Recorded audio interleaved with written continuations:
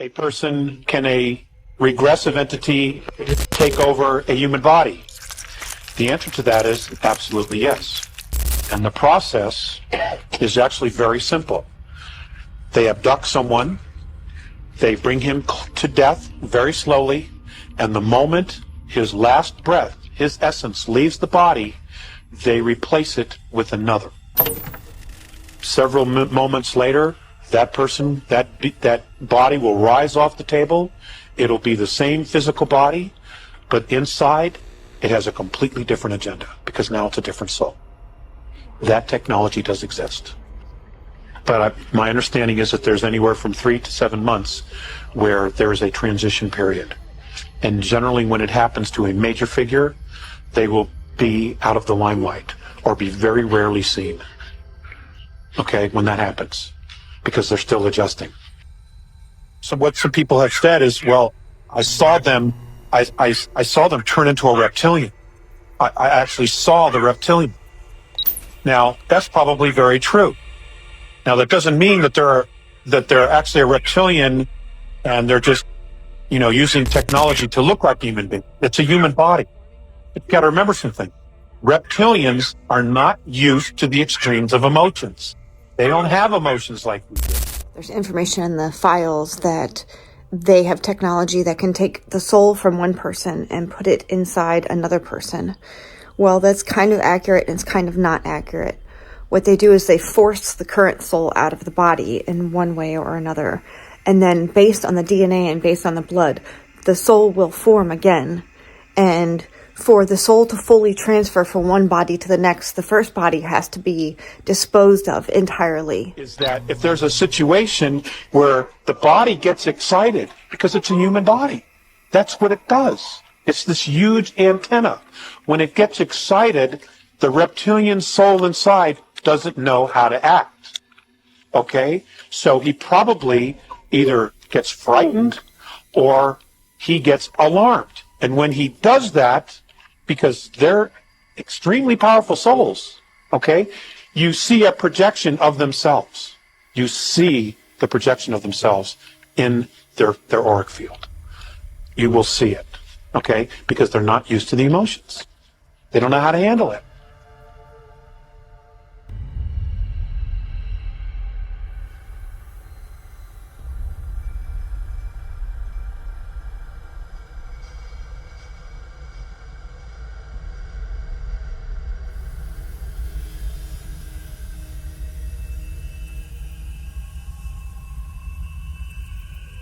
There have been several movies, V being one of them, where they talk about consuming humans. But, in that particular series, they would, it would almost be like we're a roast.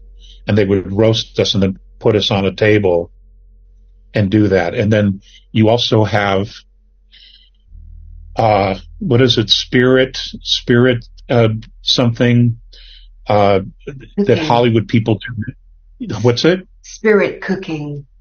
Spirit cooking, right. And they would take this syrup or whatever it is on these bodies, and they would have these lavish parties, again, doing this. This consumption of humanity has gone back thousands of years, but it was never done in front of humanity. It was always done in secret because we had to be unsuspecting in order for them to farm us. And that's basically what they were doing. Many of the reptilian races, especially those underground, were farming us. Now, the torture of young people and children, the way that it was done is if they had siblings, they would torture one and bring them to the point of death and then stop the torture. And then they would work on this other sibling and they would torture them to the point of near death. arousing the first victim. So they would go back and forth, and they would do this especially with siblings, because they knew there was an emotional connection. They knew there was a spiritual connection between the two siblings. And they would do this back and forth to get the children to a very specific point. And then they would consume both of them at the same time. And again, they would work on the organs from here down, okay, to the waist, to the reproductive organs. That's what they would do. And they would consume those while the children were still alive, after getting them back and forth to this point. Some of these torture sessions would last hours. Some were very, very short. I don't know how the reptilians knew how far they could push some of these kids, but somehow they knew. Obviously, they're very, very experienced with this, and this is not something that was new to Earth. This is something that the reptilian nations or civilizations, not all of them, they had a long history of knowing how to do this. And this was brought to Earth. These techniques were brought to Earth. And how I think the elite of this world, this was shared with them by the extraterrestrials, because it was a way to know how to control the elite, how to addict them to this process, and to give them longer lifespans, and to make sure that they would comply with whatever the rules and regs were going to be. Whatever it was that they were going to do with humanity, whatever processes they wanted to use us for, that was something that this was a way to bring in control. And at the same time,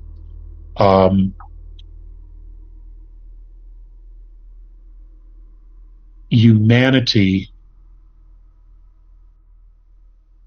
because of the nature of our bloodlines and the fact that we have this compendium of all these different bloodlines, when they started exporting, human trafficking us off-world, they knew specifically which races, which groups would be very, very interested. And we were used as a currency. We were being used as a currency for technology and for other needs that these pirates, these groups had. This underground economy. I don't know what else to call it, but we were used as a currency. And I'm not just talking about Mars and Saturn or any of the moons of Saturn, etc. You know, it's interesting. The dark side, the regressives, they always went around Jupiter and Ganymede. They always went around it. They never messed with that space. They always went around it. They always avoided it. Saturn was a different story. And I can't speak for Neptune and Uranus and beyond that. But they always gave Jupiter and Ganymede a wide berth for whatever the reasons. When I hear the stories about what they were finding in the tunnels, and ladies and gentlemen, my understanding is that they're still working the tunnels. And from what I also understand is that the inner Earth beings, those races in the inner Earth, they're also on board now, and they are approaching the tunnels from the inside out. Because this is not something we could do on our own. This was way in over our head. not only technologically, but because we don't know the tunneling systems. And we don't know where the traps are because we don't have the experience. We're not an underground species. We're not Hyperborean. But these other races have experience with this. Not only that, but we were being involved in wars on the surface and seeing the carnage of war. You would think that it would help prepare us for what we would see in the tunnels. But it didn't. It didn't. Especially when you get into some of these very deep underground caverns and you come across a farm where human beings were being grown who have never seen sunlight. Some didn't even have eyes because they didn't need them. Some who didn't know how to speak. But nonetheless, they were being farmed for their fluids, strictly for their fluids and their organs. And there was this huge process of, on these farms, humanity was plugged in to devices. And this is how they were getting their bodily fluids in order for their bodies to grow. But at the same time, there were these other devices attached to them that would torture the physical body. I mean, the shit is dark. It's just so dark, and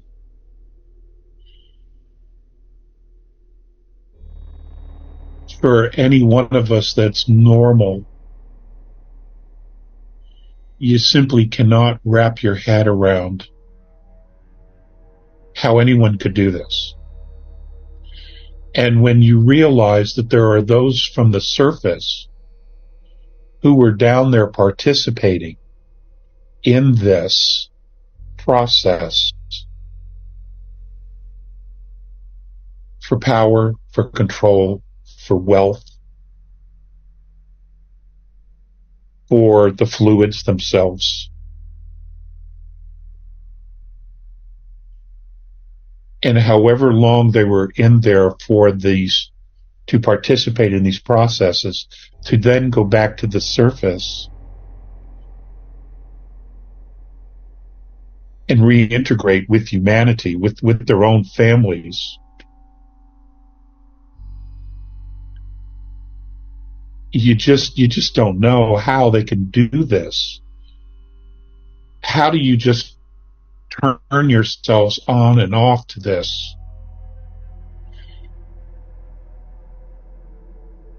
Unless you're either a complete split personality or multiple personality or psychopaths.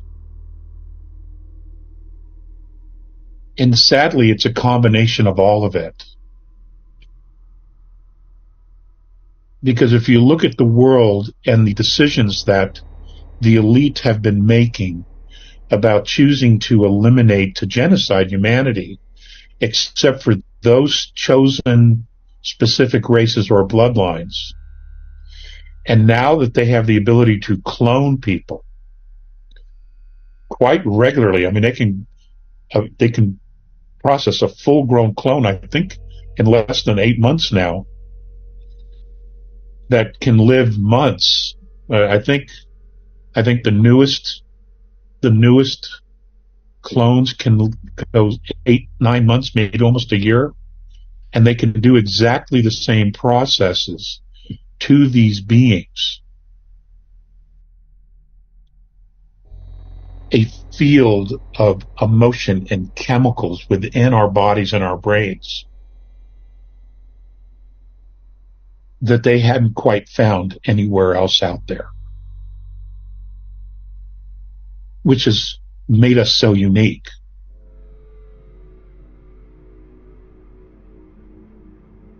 And because our physical bodies can hold souls from multiple dimensions,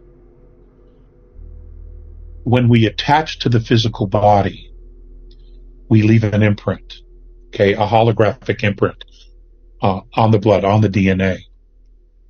This made us extremely valuable, especially when it comes to the blood, to the organs, to those dark things that the regressive groups were after. It also made us very unique in transhumanism, and trying to make us multidimensional on a physical level. Man, I just don't know how to talk about this stuff.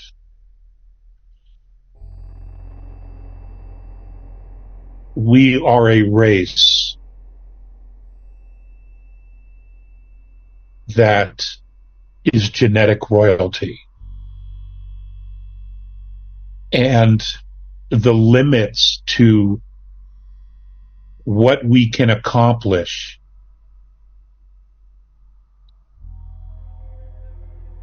knows no bounds.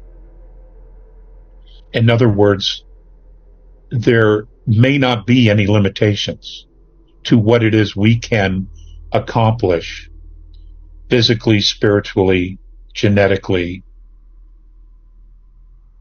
because we're so different.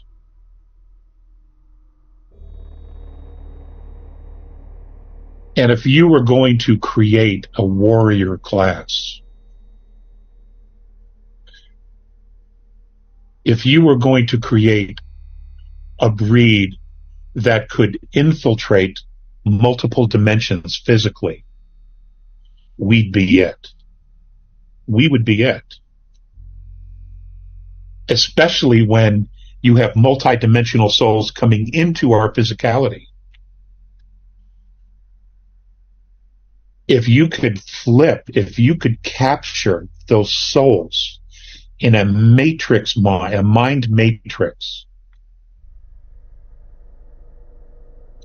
then essentially what you've done is you've not only captured the soul in a mind matrix, but you've captured a soul group, because we're all connected. We're all connected. That means you would capture it. And just like you have remote viewers here, you could use these same beings that are captured in this mind matrix to remote view their soul groups and know what they're doing. You see, this is why intervention had to occur.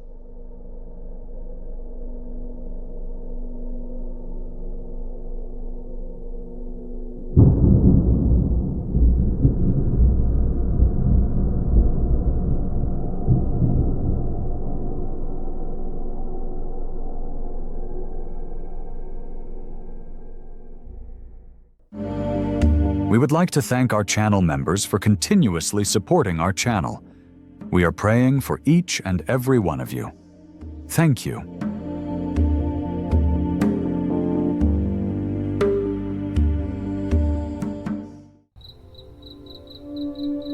Hey everyone, thank you so much for watching. Stay safe, and I'll see you in our next video.